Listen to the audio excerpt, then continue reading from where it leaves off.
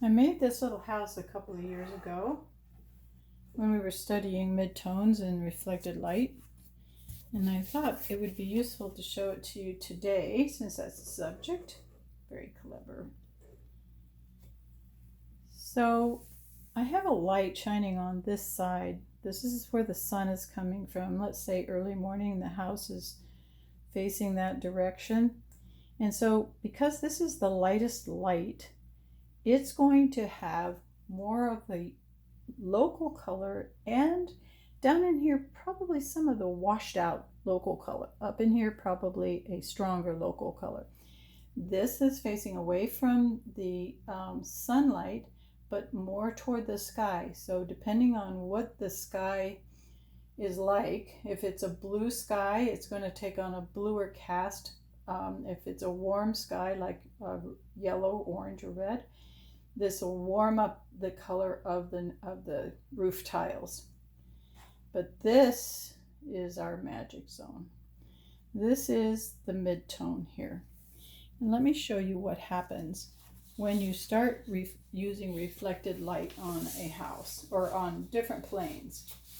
The plane that is facing the light is so bright that when the light hits it, it's already too bright here to receive the color. But if I move it around here, take a look and see what it does. It almost completely changes the color of that wall or the side of the house. Here's another color. I just think it's so dramatic to see that. And then let's put a green in.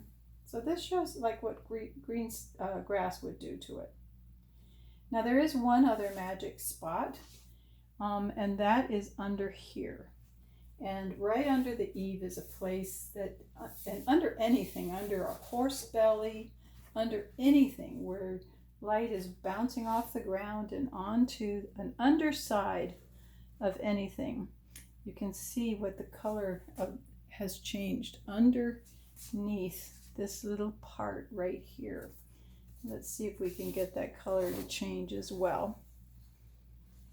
You can actually see how it has changed the colors just right on the edges.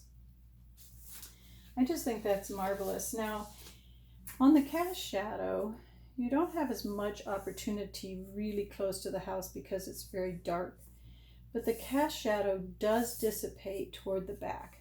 And so what you can do is toward where it's starting to dissipate, you can add color, you see, because then it's no longer your darkest dark, it's your midtone.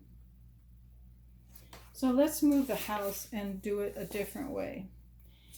So we'll just move the house so that the rooftop is facing the light. And the midtone is facing where I'm standing, actually. All right, let's get that a little bit squared off. There we are. So now, this time, the roof is the brightest bright. So if you want, in your painting, rooftops to really pop, you will face them toward the sun. I can put some color in here, and it will make a little bit of a difference, but not much, because it is facing the sun and it's fairly bright. Remember, we're looking for midtones. There is a little bit of a change though, and I want to say this color, if there's a pond or a lake nearby, it might cool down your house for you. If there's green grass, it may turn the color of that you have that is of the house, it might turn it slightly greener, cooler. But now let's go back here into the midtone where we're going to have some fun.